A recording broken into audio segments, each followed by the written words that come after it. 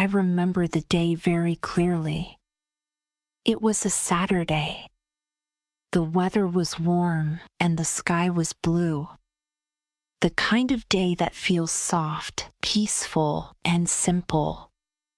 But that day, something inside my heart changed. I didn't know it in the morning. I only understood it at night.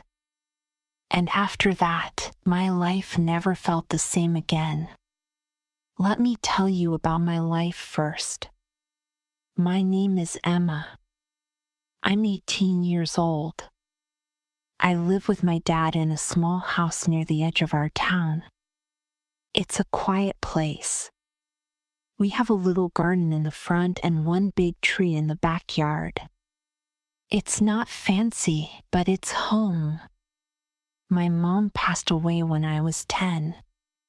I don't remember everything about her, but I remember how she used to sing while cooking. She liked warm colors, orange, red, yellow. After she died, the house felt cold. The walls were still there. The furniture didn't move, but something inside the house changed. It was like her voice had kept everything warm, and when she left, the warmth left too. My dad changed a lot after that. He didn't talk as much. He didn't laugh. But he tried to take care of me.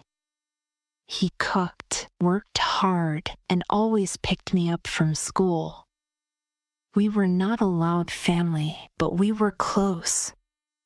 He was the one person I trusted with everything. I believed that he would never hurt me, never hide things from me. That belief was very strong. Until Ava. Ava is my best friend. We met when I was 9. She had just moved to our school. She had short brown hair, big eyes, and a loud laugh.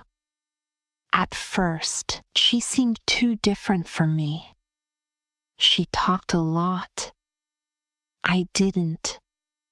She liked big crowds. I liked quiet corners. But somehow we became close. We grew up together. She was always there on my birthdays. We made silly videos, baked bad cookies, and told each other everything. I trusted her. In fact, I think I loved her in a soft, safe way. Like a sister I never had. She came to my house almost every week. She liked my dad. Everyone did.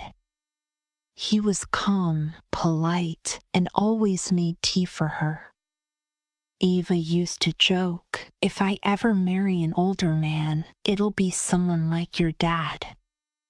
I always laughed when she said that. It was funny back then. Or maybe I just thought it was. Over time, I started to notice little things. Small things. Things that didn't make sense at first. Like the way Ava looked at her phone and smiled, even when I wasn't texting her. Or the way my dad sometimes changed the topic quickly when I mentioned her name. There was one evening when I came back from the kitchen and found them laughing about something, but when I walked in, they both went quiet. I thought it was nothing. I didn't want to overthink. But the mind is strange. Even when you try to ignore something, it keeps pulling you back. And the more I tried to stay normal, the more I felt something was off. That Saturday, Ava came to my house like she always did. We watched a movie in my room. We ate popcorn, talked about school, and laughed about something silly. It all felt normal. Nothing was strange. At least, not yet. In the evening, she said she had to leave early. I walked her to the front door. She gave me a hug and said, "Love you, Em. See you Monday." Then she left. A few minutes later, I realized I left my charger in the living room. I walked down to get it. That's when I saw something I wasn't supposed to see. My dad was standing near the window. Eva was still outside. But she wasn't walking away. She was walking back. To him. And then she smiled in a way I had never seen before. He smiled too. A soft, warm smile. Then she put her hand on his arm. Not just a friendly touch. It was slow. Gentle. I stopped moving. I stood behind the wall. My hands got cold. My mouth felt dry. I didn't want to believe it. I told myself maybe they were just saying goodbye. Maybe I saw it wrong. But I knew I didn't. That night, I couldn't sleep. I turned from side to side. My chest felt heavy. I closed my eyes, but my mind kept showing me the same picture again and again, Ava's hand on his arm, their eyes meeting like strangers in love. The next day, I tried to act normal. I didn't say anything. I watched. I listened. I waited. In the next few days, I started seeing more. Ava came over when I wasn't expecting her. My dad always had tea ready, even before she rang the bell. She laughed louder. He smiled more. They sat closer. Too close. And then, one evening, after she left, I asked him, "Dad, are you and Ava hiding something?" He looked surprised. For a second, he didn't answer. Then he said, "What do you mean?" I looked at him. I felt small. Like a child again. I said, "I saw you. With her. Yesterday. Near the window." He looked down. His hands were shaking. Then, slowly, he said, "I didn't want to tell you like this." That was it. No long story. No real explanation. I went to my room, closed the door, and cried. Not loud. Just soft tears. Quiet ones. The kind that fall without sound. I wasn't angry. I was confused. Broken in a way I didn't know how to explain. My best friend. My father. Two people I loved. Two people I trusted. Why didn't they tell me? Why did they hide it? Was I not important enough? Did they think I wouldn't notice? I stayed up that night. The stars were out. The house was quiet. My dad didn't knock on my door. Ava didn't message me. And I sat there, in the dark, wondering when my world had changed without me knowing. I felt like I had been asleep while my life moved in a direction I didn't choose. And now, I didn't know where I stood anymore. I didn't go to school on Monday. I told my dad I wasn't feeling well. He didn't ask too many questions. I could tell he felt awkward. He looked like he wanted to say something, but he didn't. And I didn't want to hear it either. My phone buzzed 3 times before noon. All from Eva. Are you okay? You're not at school today? Can we talk? I didn't reply. I looked at the screen, read the messages, and then placed the phone face down on my bed. I didn't want to talk. I didn't want to hear her voice. I didn't want to pretend things were okay when they weren't. For hours, I stayed under my blanket. My room felt smaller than usual.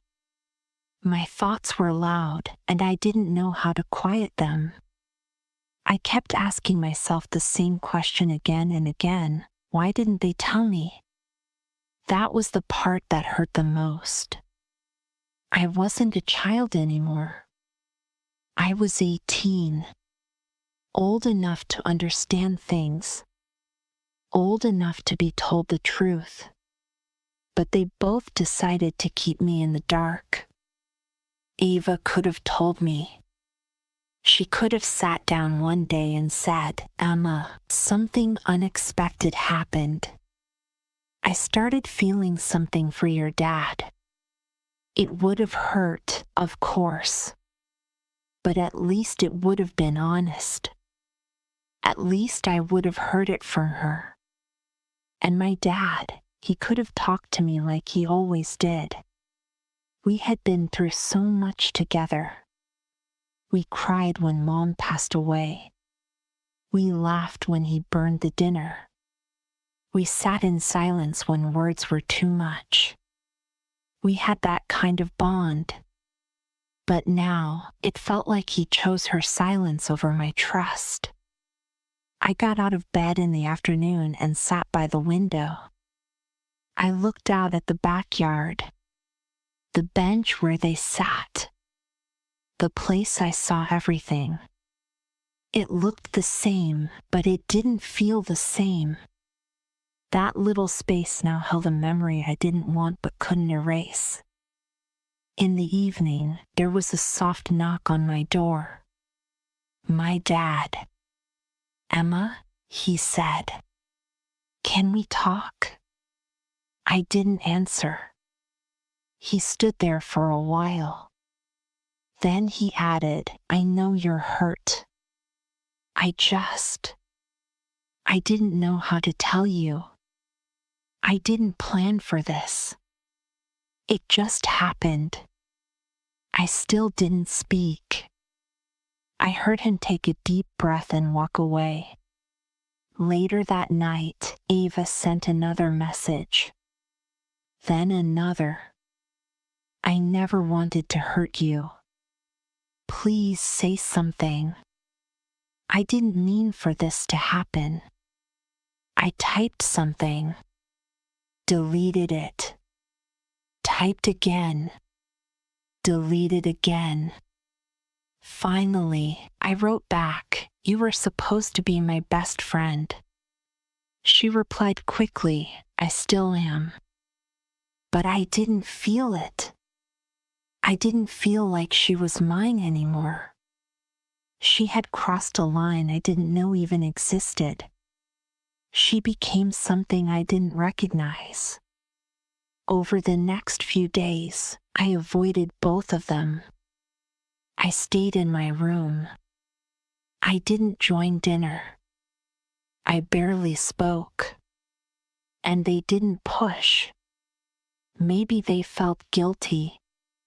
Maybe they didn't know how to fix it. Maybe they thought time would make it better. But it didn't. Time didn't fix anything. It only made the silence heavier. On Thursday evening, I walked into the kitchen for water. My dad was there. He looked tired. His eyes had dark circles under them. He opened his mouth to speak, then closed it. I looked at him and said, "How long?" He looked down. "A few months," he said softly. I nodded. My hands felt cold again. "Did you ever think about me?" I asked. "Every day," he replied. "That's why we didn't say anything. We didn't want to hurt you." "But you did," I whispered. He looked at me with sad eyes. "I didn't plan to feel this way. It just grew. And I didn't know what to do with it." I wanted to scream. I wanted to say, "You don't fall in love with your daughter's best friend." But the words didn't come out. I was too tired to shout, too tired to cry. I just walked away. That night, I thought about Ava again. I remembered all the moments we shared, our sleepovers, our secrets, our silly jokes. It felt like someone took those memories and put a crack in each one. They were still there, but not the same. The next day at school, she came to me. I saw her walking fast down the hallway. She looked nervous. Her hair was tied back, her face was pale. "Emma," she said, stopping in front of me. I didn't say anything. I just looked at her. "I'm sorry," she said. "I don't expect you to understand. I really care about him. I didn't mean for it to happen this way." "Why didn't you tell me?" I asked. "I was scared," she whispered. "I knew you'd be hurt." But the longer I waited, the harder it became. "And now?" I asked. She looked down. "Now I just want you to know that I didn't lie to you to be cruel. I was trying to figure things out." I nodded slowly. "But you figured them out without me." She didn't answer. I turned and walked away. It wasn't anger that moved me. It was sadness. A deep, quiet sadness that sat heavy in my chest. I wasn't sure if I could ever feel the same way about her again. I wasn't sure if we could go back to what we were. That evening, I sat with my dad. He made tea. We didn't speak much. Just sat there. After a long pause, he said, "I know I've let you down." I looked at him. He looked older than usual. "I miss Mom," I said. He nodded. "Me too. Every day." "I think I miss her more now," I added. "Because when she was here, this would have never happened." He didn't argue. He just held his cup with both hands and looked out the window. We were both quiet. I don't know what happens next. I don't know if I can forgive them. Maybe one day. But not now. Right now, all I can do is feel everything. The shock. The sadness. The slow break in my trust. And somehow still wake up the next day. The days felt slow after that. Every hour seemed longer than the one before. I still went to school, but I didn't speak much. I sat through classes, nodded when teachers called my name, and avoided eye contact with almost everyone. I didn't have the energy to smile or pretend. People asked if I was okay. I said I was just tired. They believed me. That was the easiest lie I ever told. At home, the silence continued. My dad tried a few times to start small conversations. He asked if I wanted to watch a show, go for a walk, or order food together. I said no to all of it. It wasn't just that I was angry, I was hurt in a way that made everything feel distant. I still couldn't understand how something so big had been happening right in front of me, and I didn't see it. Or maybe I did see it, but I chose not to believe it. That's what hurt the most, realizing that maybe my heart already knew, but I ignored it because I didn't want it to be true. Ava didn't try to talk again after that day in school. She passed by me a few times in the hallway, but she didn't say anything. Her eyes looked tired.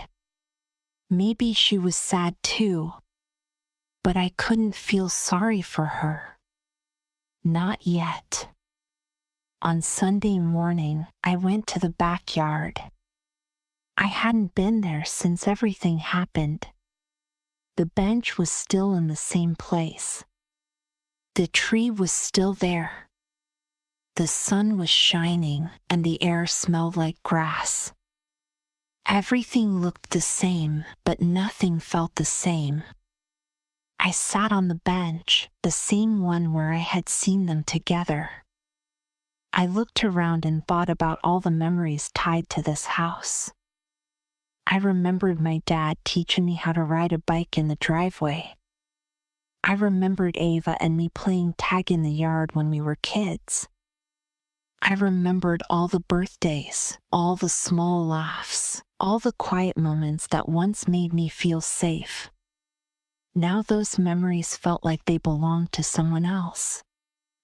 After a while, my dad came outside. He walked slowly, holding 2 cups of tea.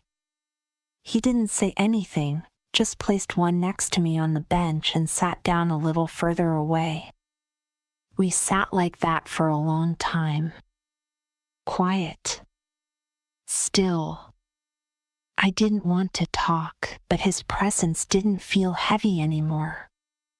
Just sad. Finally, I asked, "Do you love her?" He didn't answer right away. Then he said, "I didn't mean to. But yes, I do." I looked down at the grass. I didn't know how to feel. I wanted him to say no. I wanted him to say it was a mistake, that it would end, that he chose me over her. But life doesn't always give you the words you want to hear. "Do you think she loves you too?" I asked. He nodded. "I think so." I picked up the cup of tea but didn't drink it. "And me? Where do I fit in this story?" He looked at me and his eyes were full of pain. "You are my daughter. Nothing will ever change that.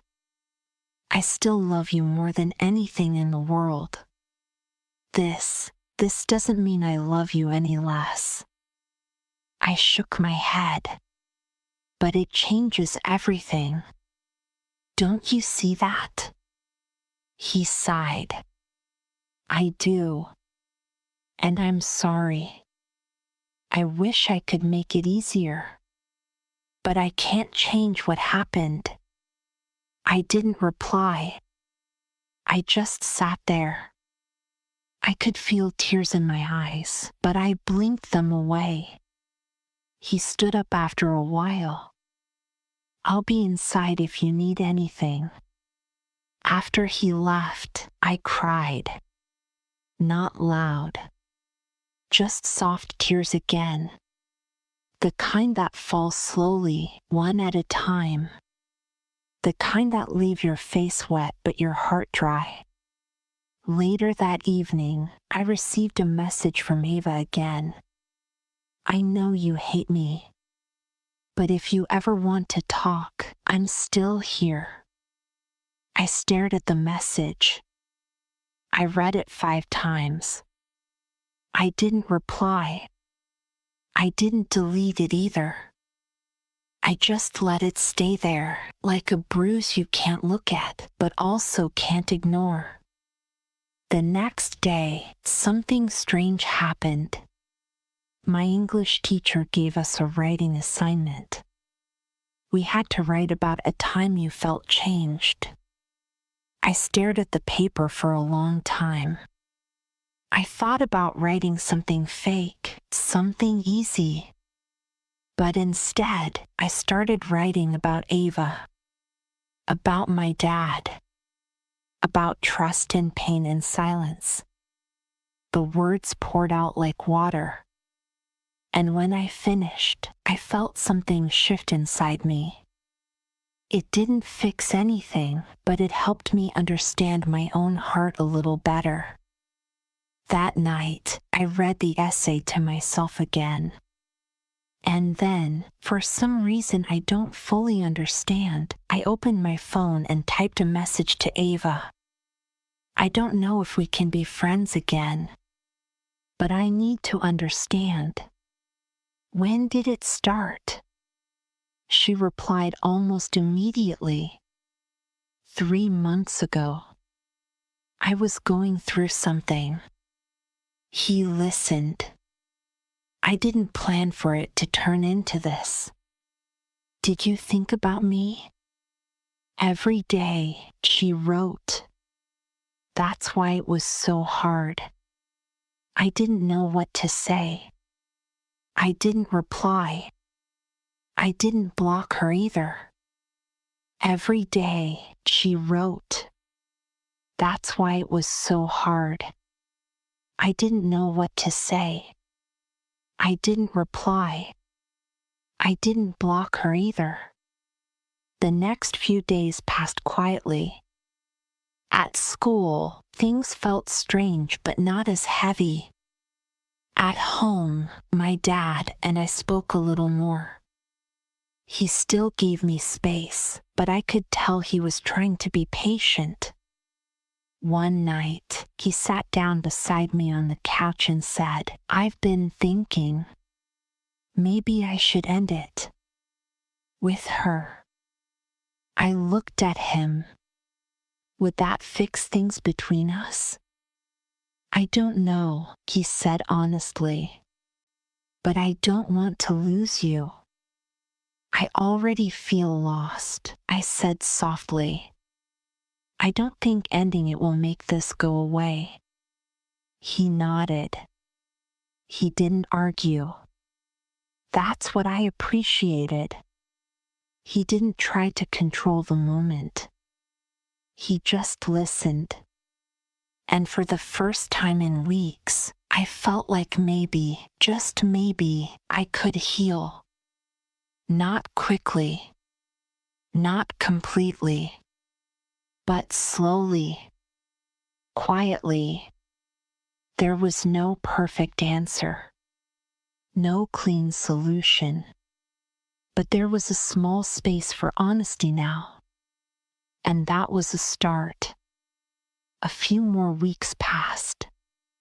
Time didn't erase what happened, but it started to soften the sharp edges. The days didn't feel as heavy. The silence in our house began to lift. I still didn't smile as much, and my heart still felt tired, but something inside me was learning to breathe again.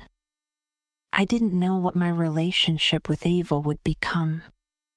I hadn't seen her outside of school since everything came out.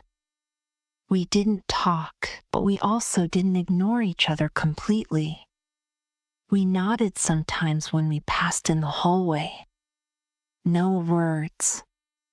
Just a quiet signal that we both still existed, even if not in each other's lives anymore. One afternoon, my dad picked me up from school. He hadn't done that in a while. Usually, I walked. But that day, he was waiting in the car. When I got in, he looked at me and asked, "Can we go for a drive?" He looked down. A few months, he said softly. I nodded. My hands felt cold again. I nodded. I didn't know where he wanted to go, but I didn't mind. The car felt safe, somewhere between distance and closeness. A quiet place to think. We drove for a while without saying anything. Then he turned onto a quiet road that led to the lake we used to visit when I was little. I hadn't been there in years. When we got there, he parked the car and turned off the engine. The lake was calm. The sky above it was soft and pale, like a painting with too few colors. We sat there, listening to the wind, the water, and the gentle rustling of leaves. He finally said, I talked to Ava. I looked at him but didn't speak. She said she'll give you space. As much as you need, he added. I nodded slowly. He turned toward me. I know I hurt you. I'll never forgive myself for that. But I want you to know that I never meant to replace anything in your life. Not you. Not your mother. And not the life we had before. I stared out at the lake. The reflection of the sky was soft and shaky, like my feelings. I asked him, do you still love her? He didn't answer right away. Then he said, yes. But I won't choose her over you. I thought about that. A part of me wanted to say, then prove it. Leave her. But another part of me knew that love doesn't work like that. People don't just stop feeling things because they're supposed to. And pain doesn't go away just because someone says they're sorry. So I asked something else instead. If Mom was here, do you think this would have happened? He looked down. I don't know. I've asked myself that 100 times. I miss her, I whispered. Me too, he said. We stayed at the lake for a long time. I didn't say much. Neither did he. But in that silence, something started to change. Not everything.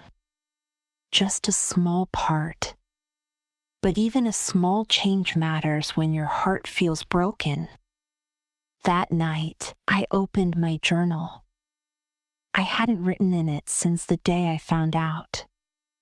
But now, I had something to say, not to Ava, not to my dad, but to myself.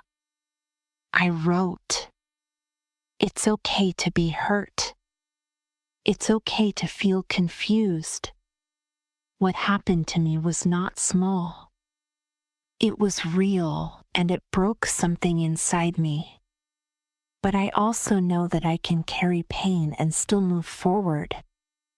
I can feel betrayed and still learn to breathe again. I don't know what will happen with my dad or with Ava. I don't know if I'll ever trust them again. But I do know that this pain will not be the end of me. It will be the beginning of something I haven't found yet. After writing, I sat by my window and looked at the stars. I remembered how my mom used to tell me that stars are always there, even when we can't see them. They don't disappear, she said. They just hide behind the clouds sometimes. I think that's what healing feels like. It's not loud. It doesn't happen all at once. It hides. It waits. It grows slowly behind the things that hurt you until one day you feel a little lighter.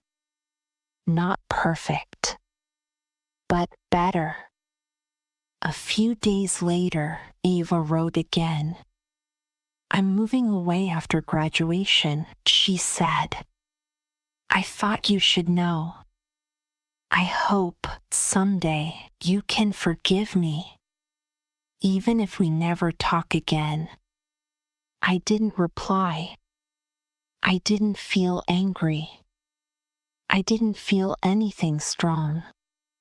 Just a soft sadness. The kind that stays with you like a quiet goodbye. Graduation came. We didn't hug. We didn't cry. We just saw each other from across the room and nodded. It was enough. It had to be. After that, she left. I never saw her again. As for my dad, we worked slowly on our relationship. Some days were better than others. We started having dinner together again. Sometimes we talked about school or work. Sometimes we didn't talk at all. But we were there. And that counted for something. He didn't date anyone for a while after that. I think he needed space too, not just from love, but from the weight of what happened. Now, when I look back, I still feel the ache. But it's not sharp anymore. It's not fresh. It's just there, like a scar that reminds you of something that once mattered a lot. I've learned that sometimes the people you trust most are the ones who can hurt you the deepest. But I also learned something else. Your heart is stronger than you think. It can break and still beat. It can cry and still carry you forward. And even though that story changed me, it didn't end me. I'm still here, still breathing,